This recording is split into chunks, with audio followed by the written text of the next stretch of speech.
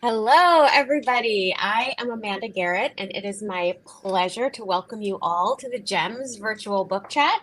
I will be leading a Q&A with Hidden Gems author Stephanie Forshee. Hi, Stephanie. Hi, Amanda. So let me introduce you all to Stephanie. She is the author and creator of the Hidden Gems for Kids series, which is a children's book series on fierce women in the business world. The series went through a successful funding round on Kickstarter that wrapped in May of 2022. Stephanie's also the finance editor at LinkedIn, which is a role she just started in June, and she is the co-author of In Other News, Reporters on Reporting with Rosie Downey. She is a writer of both fiction and nonfiction, and her work has appeared in the Wall Street Journal, Morning Brew, Forbes, the Financial Times, Newsday, etc., etc., lots of other media outlets. She lives in Brooklyn, New York, with her cat, who is adorable and named Tabitha. Thank you. Wow. Stephanie, welcome. Thank you so much for doing this, and congratulations on Thank Hidden Gems, you. Thank Margaret you. Getchell LaForge. Yay. So let's start it off. Can you just talk a little bit about the idea for this series, and the backstory, how you came up with this idea? Sure. A little bit about the first book is, like you said, Hidden Gems, Margaret Getchell LaForge. It was just released this past week. And yeah, it's been quite a journey over the past year to get this published. And I've been researching Margaret for the past 3 years. So as a business journalist, I just enjoy reading business books, and I particularly love retail coverage. And so early on during the pandemic, I was reading a book about Macy's history. And there were a few pages in there about Margaret Getchell and how she is the first female retail executive of a major company. And so I was really intrigued as soon as I read that. And so I started researching her a little bit, just to find out more about her because I was interested.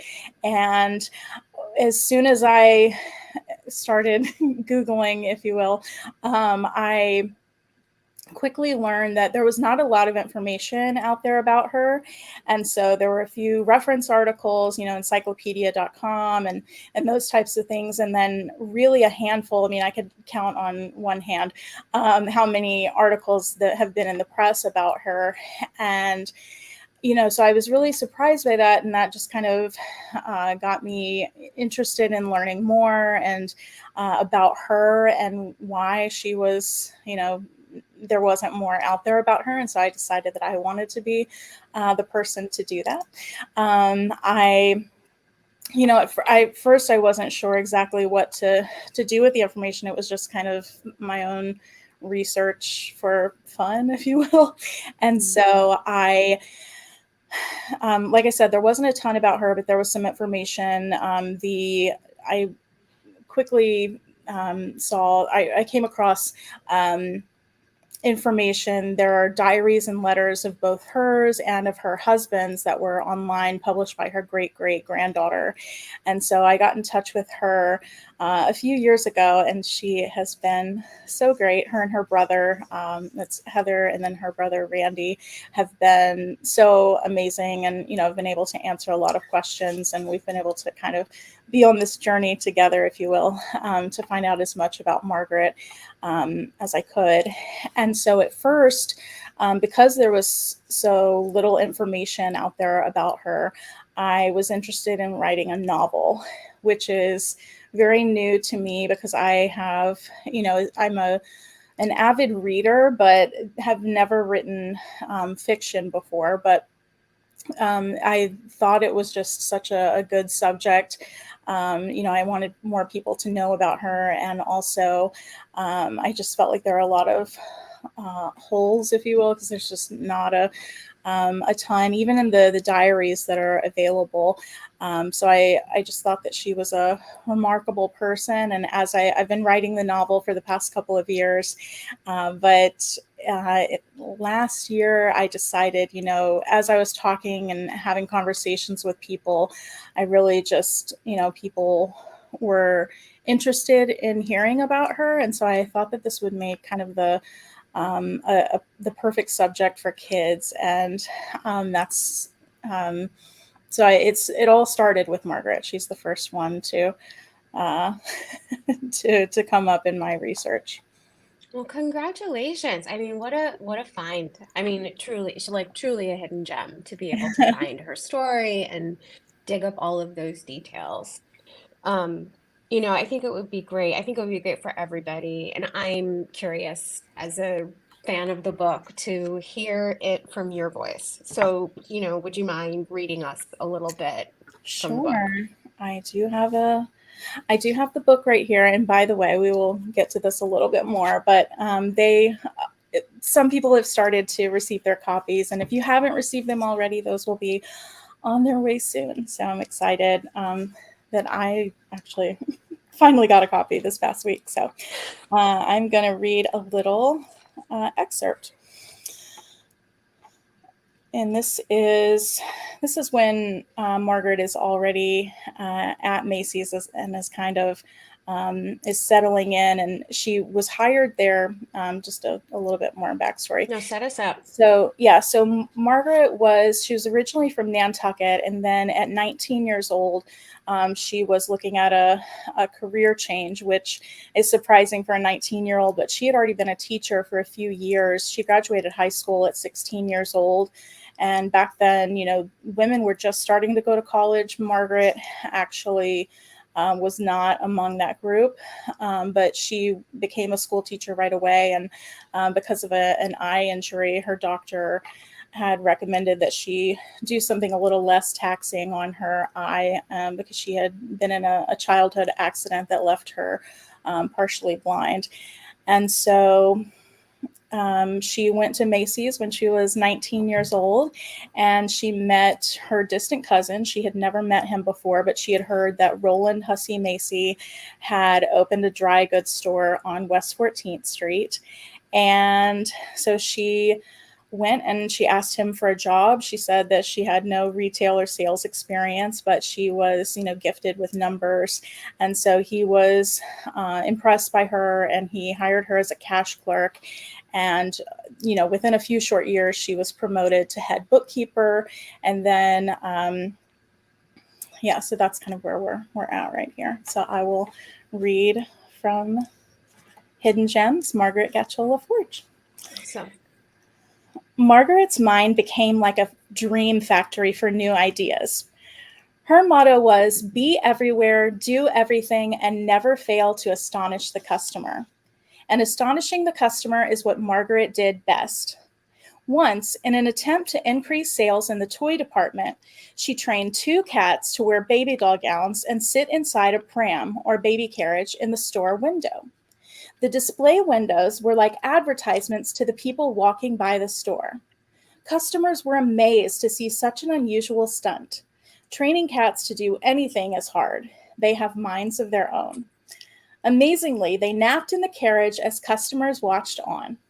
The delighted customers came into the store to purchase their own baby doll dresses and carriages after seeing the sweetly dressed kitties in the window. Another creative idea Margaret had was to install a marble soda fountain at the back of the store. When thirsty customers would come inside Macy's for a taste of cherry or maple soda, they'd walk past all sorts of interesting items that they might want to buy. This was precisely what she wanted. Margaret's bright plan to stir up sales is used by most stores today. They'll put important products all the way in the back of the store, so customers will end up filling their baskets on their way back and forth. With Margaret by his side, Mr. Macy saw his business thrive in ways it never had before. His first business ventures in California and Massachusetts were unsuccessful, but his store in New York now had sales soaring past his wildest dreams. Margaret and Roland made a powerful business duo. She was responsible for much of his success, but he didn't realize just how important she was to the company until she was on vacation for 2 weeks. The whole store felt her absence. And when she returned, Margaret was in for a big surprise. And we will leave it there. Awesome. Thank you so much for that. Not bad for a girl from humble beginnings from Nantucket. I Hmm. mean, I love the cats too. It's like you can see it as like a modern day like viral TikTok. These like cute little kitties in a carriage. Yeah, there was a reference in one article that she was like the original cat lady of, of like, if she had lived today, that would definitely, she'd be popular on Absolutely. TikTok. She would have the cat, she would have the cat demographic nailed. Hmm. Um, so, Stephanie, I'm curious about what it is in your own background that made you drawn to these characters who were hidden. Yeah, so this started, researching Margaret, and then it kind of led me down different paths. And Stephanie Forshee going down a rabbit hole can be trouble. But I was interested. She kept being referred to as the first female retail executive, and so she made it to be second in command at Macy's, but she never did make it to that very top role. And so I was naturally curious, well, if she didn't make it to the top role, who did, which women did. And so I began researching, you know, um, who was the first female CEO. And that's how I came across Anna Sutherland Bissell, who will be in another biography. And then, was kind of asking all these other questions. And, who was the first, who was the first banker? Who was the first on Wall Street? All these different questions. And, who, the first books are about Margaret Getchell and Anna Sutherland Bissell, and those are and two white women. And so I was curious, when, how long did it take for people of color to really make it in the business world, and to some of these top ranks. And so that was when I came across Maggie Lena Walker, who was America's first Black female bank president, and she did her. I can't wait for her book. She's just she has an incredible story. And so, just kind of as I was researching these women, in some ways it's surprising that I find myself asking myself sometimes, how did I start writing children's books? Because that was not necessarily a goal of mine per se. It wasn't on the bucket list, but I did.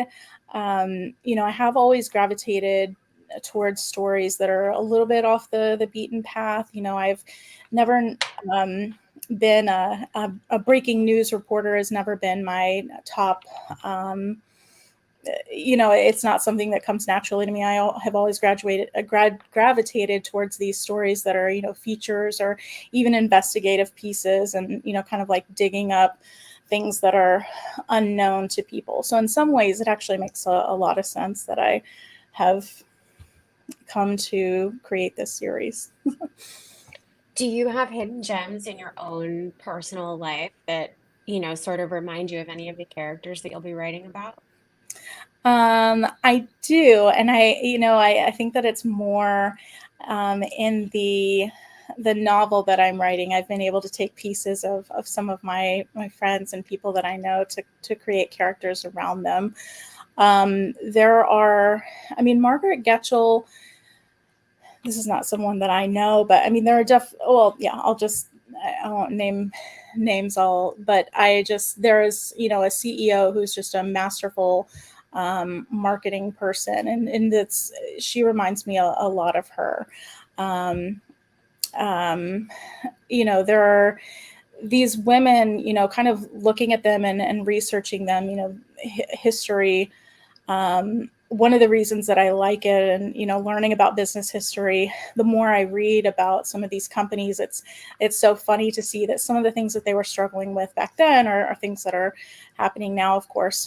That even though it's been 100, more than 140 years since Margaret first went to Macy's, we're still waiting to see more females in the C-suite, in the CEO ranks, and even in the retail industry. That they've made huge progress, obviously, and they're one of the industries where there are many female CEOs and leaders, but there still could be even more, I'd say.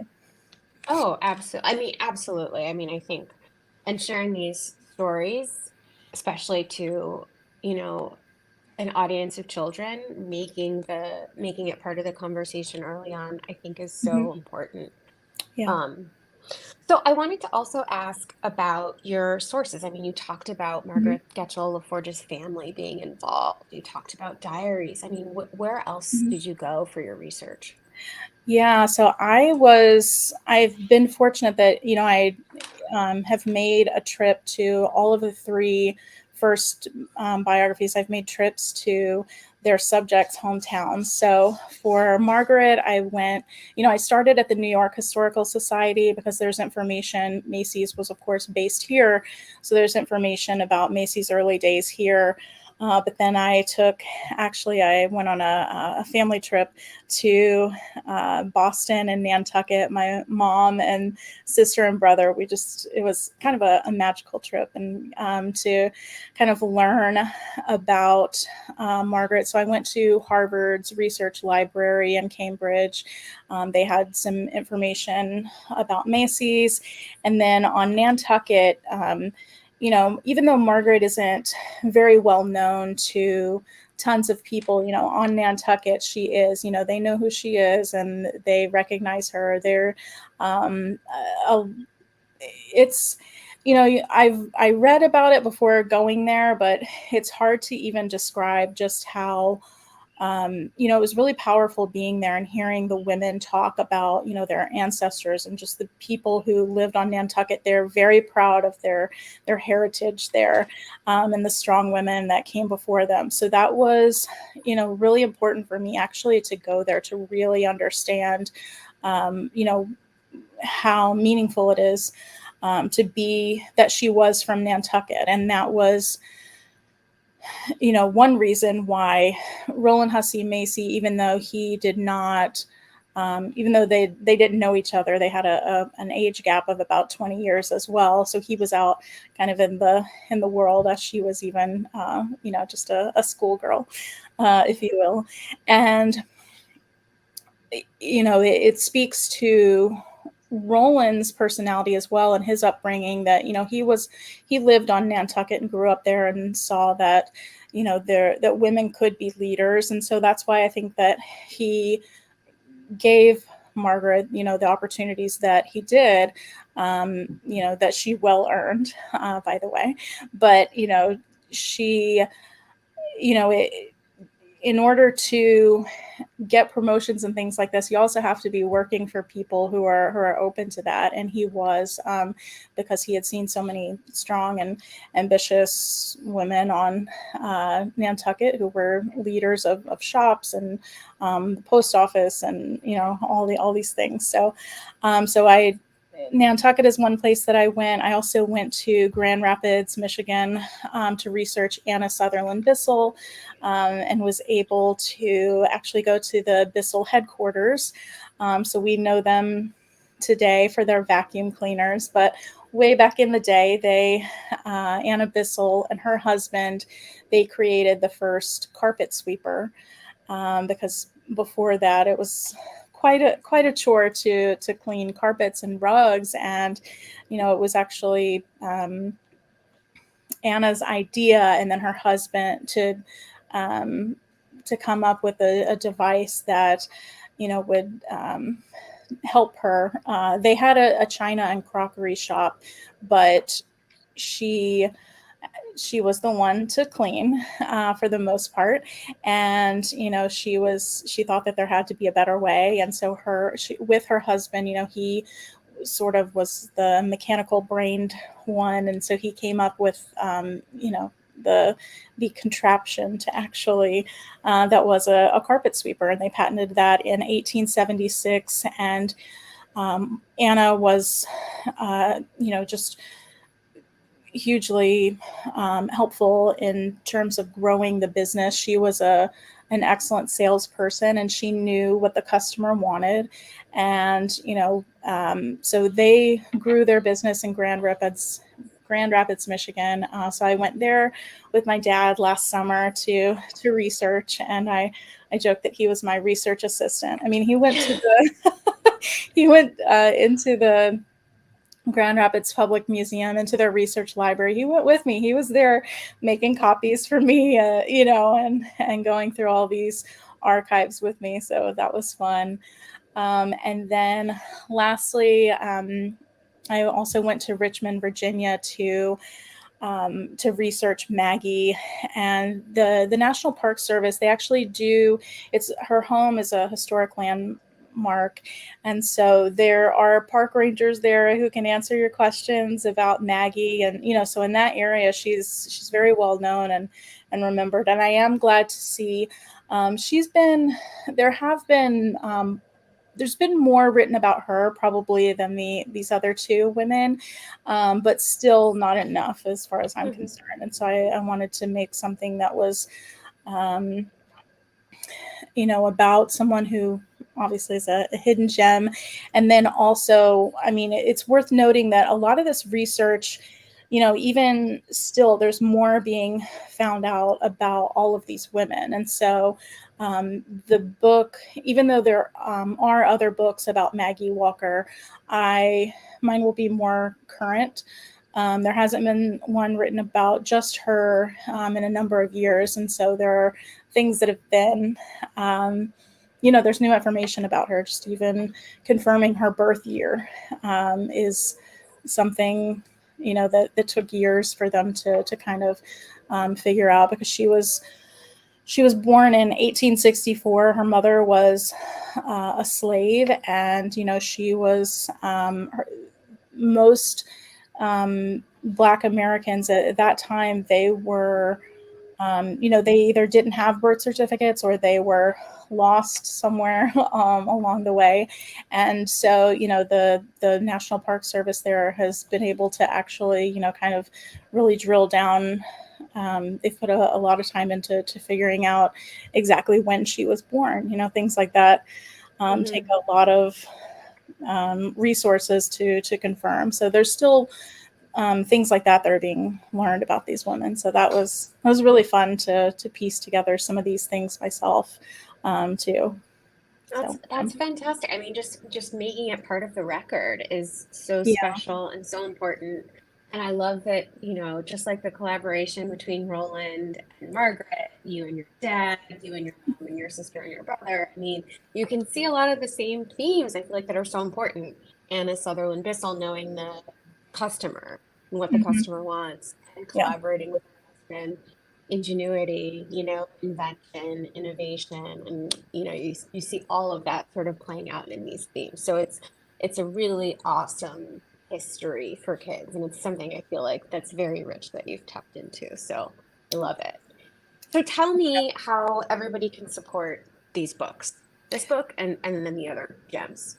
sure. So the first book just came out this past week, and so I mean the main thing to support right now is obviously purchasing a book if you don't have a copy already, or just if you have, a lot of people are saying, well, I don't have kids, or I don't have, I personally think, I'm a little biased, but I think that these books are actually even informative for adults, because these are figures that were unknown by a lot of people before. So I think that that's interesting. Like if you have any interest in history or learning about it, I hope that you'll consider buying copies. And that's the main way, and just kind of getting the word of mouth out there is so important. Believe it or not, I do not have the marketing budget of Mattel's team for the the Barbie movie.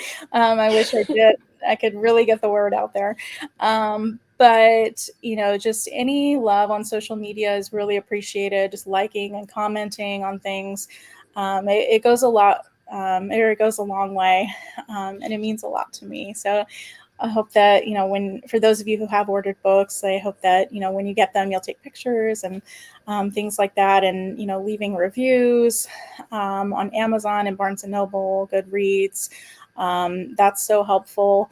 And yeah, if there are any groups or organizations that people know of that I should know about or be in touch with, I would love to hear from everyone. Lovely. I So, love that. Well, I consider myself a gem supporter, and I'm so excited. I can't wait to get my copy.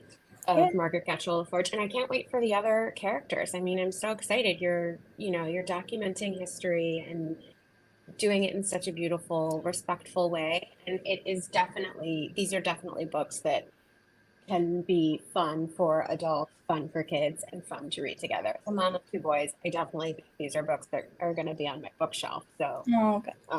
good summer read. So, thank you so much, Stephanie, for your time. Yeah. Um, I Thank you. think that just about does it. Is there anything else you want to add or anything you want to say before we sign off? I don't think so. I think the only other thing that I would mention is that I'm also going to have an ebook um, well, it was specifically designed for Kickstarter backers, but it'll be for business basics for kids, and that'll be coming out in the next couple of months as well. Because that is part of this, and we touched on it that a lot of this is bringing these women, their stories to light, but also it's inspiring, children that they can be, that they can have these role models and see that they too can, be a manager or, in charge of a store, or they could be the CEO or found their own company if that's something that they desire. And so I'm putting together an ebook, which is Business Basics for Kids, and that will have just kind of, as it sounds, business concepts for children to learn, and they can kind of test out their ideas for businesses and for companies to see how well they'll perform, and that will introduce a lot of other women as well. There are about 8 women in that book, and so there are other gems that have either come to my attention in my research or people have pointed out to me, which, by the way, if other people have ideas for gems and they come across women that they think should be recognized, I'm definitely open to hearing about them and including them maybe in some form or fashion. So that is so these are not the only 3 gems. There are many more, but that's the only other thing that I would add. So thank you so much, Amanda, for joining me today and for being a GEM supporter. I appreciate that Well, very thank you for having me. I'm happy to be here and happy to support the gems, and I look forward to everything to come. great. Me too. All right. Thank you, everyone.